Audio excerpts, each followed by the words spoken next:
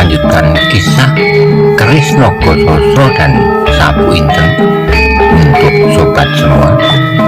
Selamat menikmati. Salam sejahtera dan bahagia untuk Anda keluarga.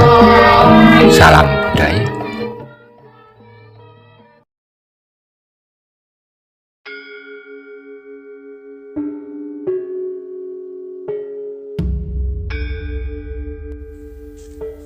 Pada episode sebelumnya dikisahkan, Sultan Trenggono telah memutuskan untuk mengirimkan Mas Karebet ke Perkuto membantu Ki Demang Palindih.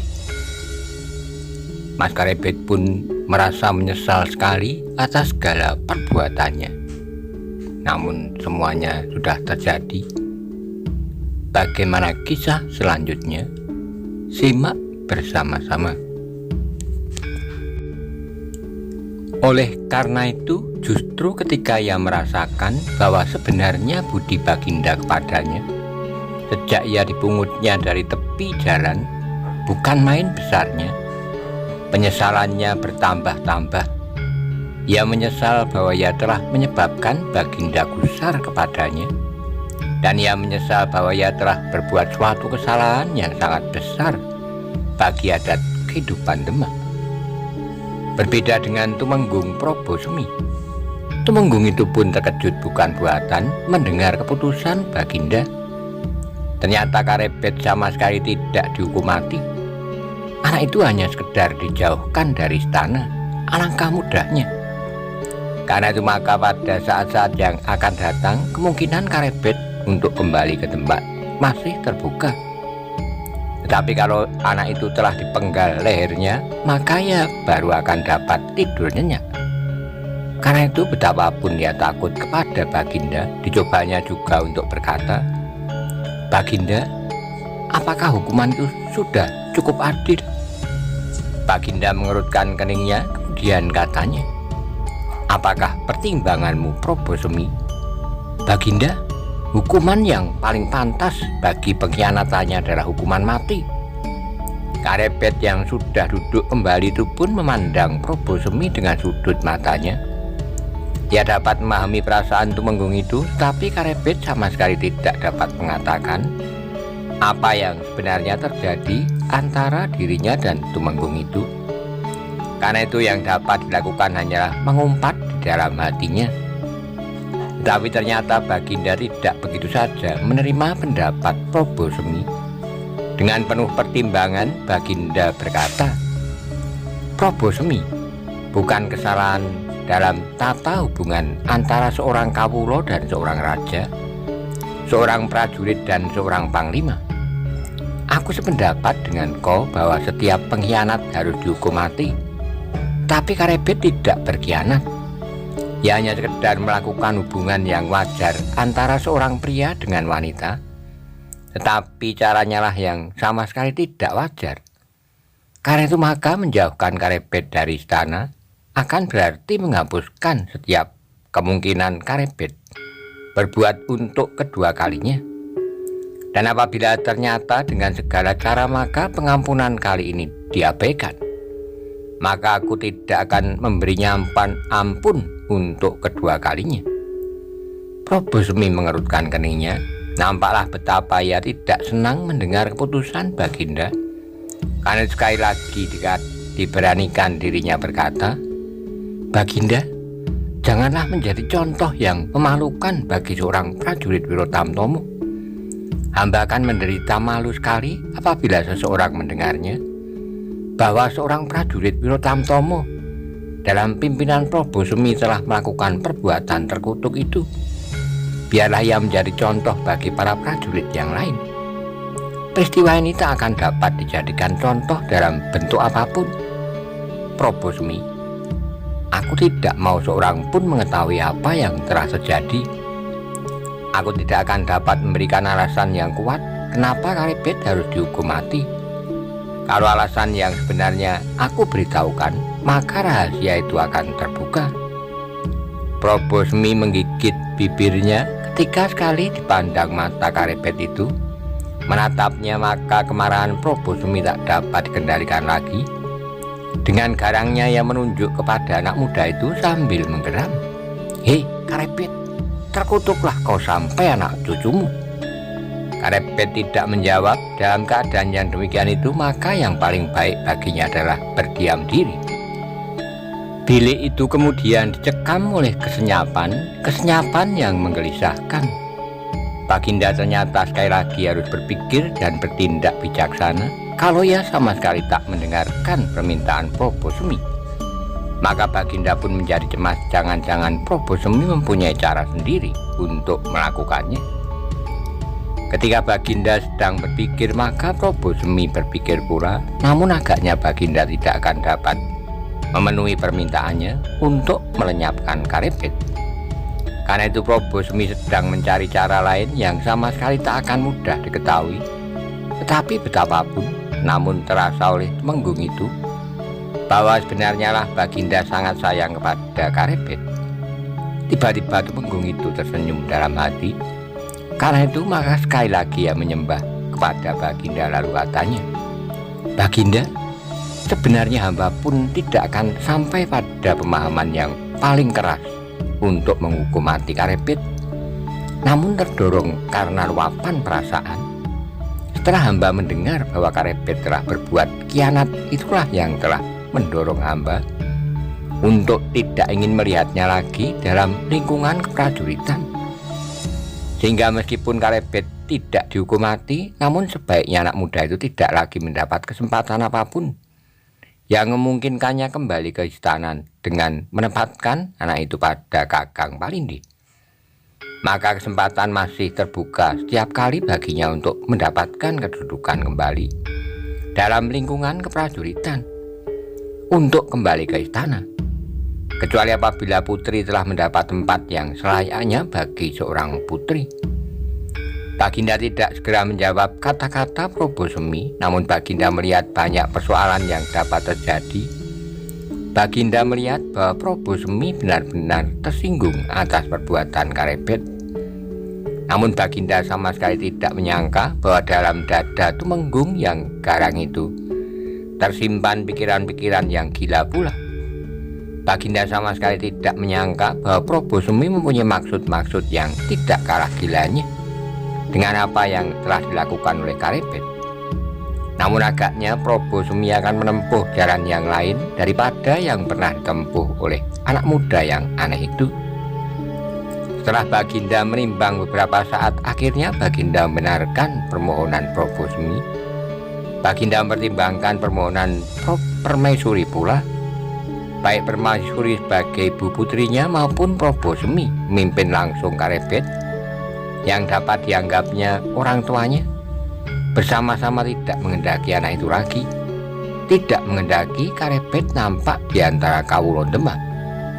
Namun untuk membunuhnya Baginda benar-benar tidak sampai hati, sebab meskipun anak itu sekedar anak gembala yang dipungutnya dari tepi Blumbang, namun anak itu mempunyai beberapa tanda-tanda keanehan di dalam dirinya.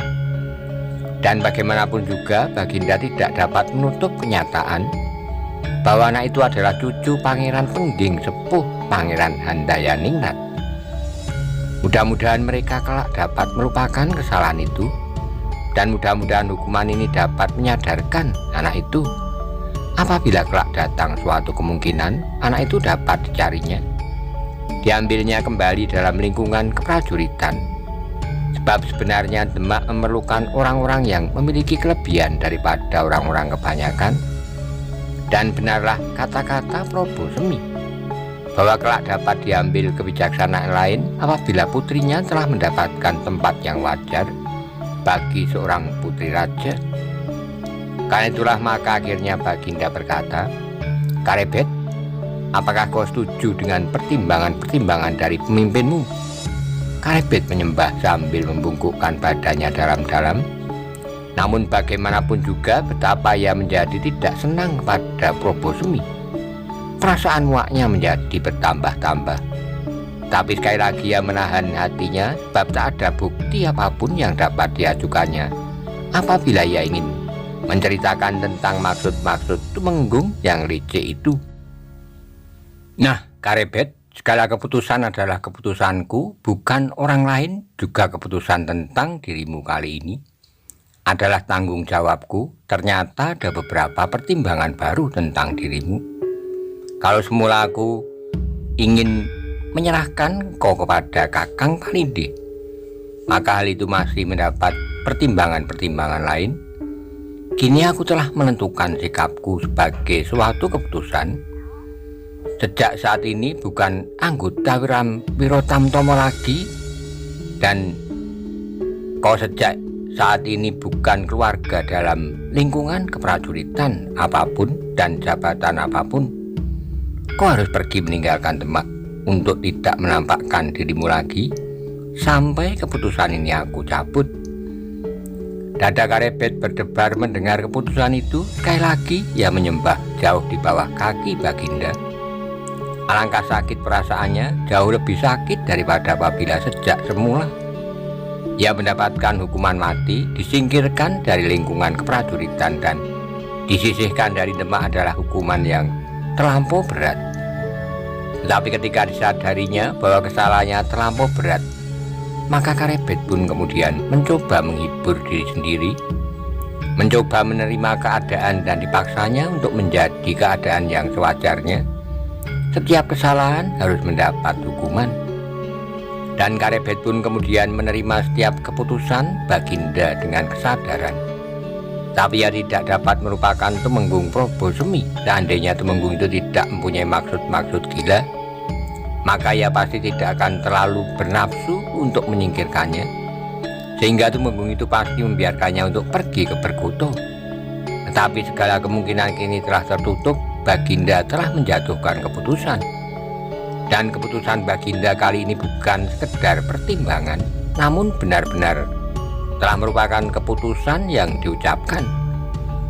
Mendengar keputusan Baginda kembali, Probosemi tersenyum dalam hati. Tetapi ia tetap menundukkan wajahnya, seakan-akan keputusan itu tidak berpengaruh apapun dalam perasaannya. Karebet, kata Baginda kemudian, keputusan itu berlaku sejak malam ini. Karena itu kau harus segera meninggalkan istana ini dan langsung meninggalkan lingkungan kota Demak. Ampun Baginda, sela Probosemi.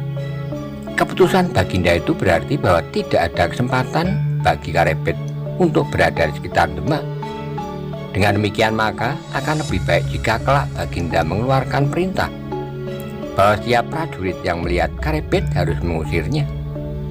Baginda mengerutkan keringnya. Alangkah dalam dendam Tumenggung Probosemi itu kepada Karebet, pikir Baginda. Mungkin Probosemi ingin membersihkan dirinya dari setiap kemungkinan bahwa ia pun akan ikut bertanggung jawab atas kesalahan anak buahnya. Karena itu justru ia bersikap sangat keras. Namun Baginda menjawab, apakah alasan yang dapat aku berikan untuk perintah itu? Probosemi merenung sejenak kemudian katanya, ampun Baginda, biarlah nama Karebet agak menjadi lebih. Biarlah aku membuat alasan Karebet telah dengan lancang membunuh seorang yang menyatakan keinginannya masuk Wirotamtomo, dan Lurah Tamtomo yang muda itu telah menjadi paras hatinya. Ketika orang ingin menunjukkan kesaktiannya sehingga karenanya orang baru itu terbunuh. Setan, desis Karebet dalam hatinya. Kepalanya kini benar-benar menjadi pening. Kenapa persoalan-persoalan yang menyangkut dirinya dibicarakan justru di hadapannya? Hal ini pun telah merupakan hukuman tersendiri baginya, ditambah dengan hasutan-hasutan Tumenggung yang licik itu. Kembali bilik itu menjadi sepi saat terasa betapa Baginda menjadi bimbang atas keputusannya sendiri. Sekali-kali ditatapnya wajah Tumenggung Probosemi, dan sekali-kali ditatapnya kepala Karebet yang tunduk. Baginda sendiri menjadi heran kenapa ia seakan-akan merasakan sesuatu yang mengetuk-ngetuk hatinya. Ketika terasa pada Baginda bahwa sebentar lagi anak itu akan dijauhkan darinya. Meskipun anak itu telah menumbuhkan kemarahan padanya, pada Permaisuri dan Tumenggung Probosemi, namun Baginda tidak dapat melepaskan harapan bahwa anak itu pada suatu masa pasti akan menjadi seorang yang berharga bagi Demak. Tetapi Baginda tidak akan dapat mencabut keputusannya yang telah dijatuhkan. Karena itu sebelum perasaan Baginda menjadi semakin kalut, maka berkatalah Baginda, "Nah Karebet, saat ini pula kau harus mulai menjalani hukuman sebelum orang lain mengetahui keadaanmu. Kepadamu pun aku berpesan, apabila masih ada tanda kesetiaanmu kepadaku, jangan kau katakan apapun yang terjadi kepada siapapun, supaya aku tidak usah berusaha menangkapmu dan memberi hukuman kepadamu yang jauh lebih berat dari hukuman mati." Karebet pun menyembah di kaki Baginda dan bahkan kemudian diciuminya kaki itu. Dengan terbata-bata anak muda itu berkata, "Ampun Baginda, tiada titah Baginda yang tidak akan hamba lakukan. Apapun yang akan aku jalani, apabila itulah keputusan Baginda, maka pasti akan hamba junjung tinggi." Baginda terharu juga melihat anak muda itu, tetapi kembali Baginda menindas perasaannya.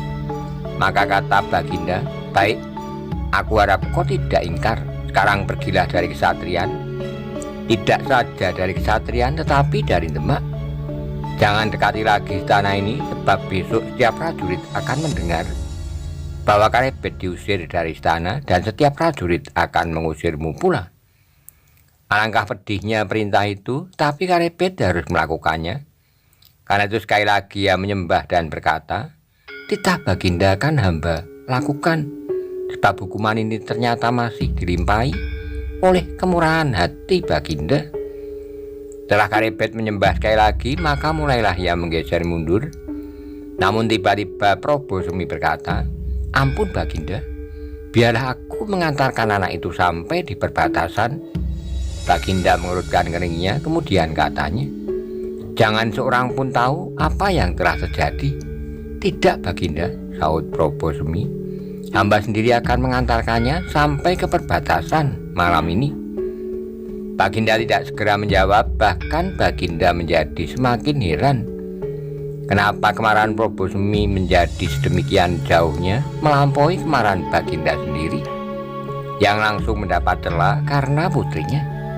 Tapi sekali lagi Baginda menyangka bahwa sikap itu hanyalah untuk menunjukkan bahwa ia tidak tersangkut kesalahan yang telah dilakukan oleh Karebet. Karena itu maka berkata Baginda, "Apakah hal itu kau anggap perlu Probosemi?" "Hamba Baginda," jawab Probosemi, "sebab apabila tidak demikian, maka anak muda itu akan dapat bersembunyi di rumah kawan-kawannya di dalam kota." Baginda itu mengangguk-anggukkan kepalanya, kemudian kata Baginda, "Terserahlah kepadamu Probosemi." Kembali Probosemi tertawa dalam hati. Dengan menyembah sekali lagi ia berkata, "Ampun Baginda, biarlah hamba terangkat sekarang sebelum fajar." "Pergilah," sahut Baginda. Kemudian kepada Karebet Probosemi berkata, "Ayolah Karebet, jangan menyesali diri. Hukuman ini masih terlalu ringan bagimu." Karebet sama sekali tidak menjawab, tetapi kemudian mereka bersama-sama meninggalkan bilik kesatrian itu. Probosemi berjalan dengan wajah tengadah dan senyum yang mengulas bibirnya, dan Karebet berjalan dengan wajah yang tunduk. Bukan karena ia takut kepada Probosemi, namun betapa ia menyesali dirinya. Sesaat teringatlah ia akan pamannya, Kebu Kanigoro, Panembahan Maiso Jenar, dan sahabatnya Aryo Saloka. Karena itu tiba-tiba ia pun tersenyum. Di tempat itu ia akan menemukan ketentraman. Tapi kemudian ia menjadi ragu-ragu apakah yang akan dikatakannya kepada pamannya kelak. Apakah pamannya tidak akan marah kepadanya? Dan senyum di bibir Karebet itu seperti tersapu angin malam. Kini kembali ia berjalan sambil menundukkan wajahnya. Ketika mereka sampai di pintu gerbang, lewat di muka gardu penjaga, maka terdengarlah seorang Roro Manggolo bertanya, "Apakah persoalannya sudah selesai, Kiai Tumenggung?" Probosemi berhenti jenak dengan bangga ia menjawab, "Singkat, sudah." "Apakah yang terjadi?" "Tidak apa-apa," jawab Probosemi. Namun di luar dugaan Tumenggung itu, Karebet berkata, "Kaki Baginda terkilir." Probosemi mengerutkan keningnya dan didengarnya penjaga itu berkata, Sudah kau katakan sore tadi, tapi Baginda itu tidak apa-apa. Baginda berjalan dengan tegap dan cepat. Baginda sudah sembuh setelah aku pijit, saut Karebet. Memanggil Kiai Tumenggung dan bertanya kepadanya apakah Baginda timpang.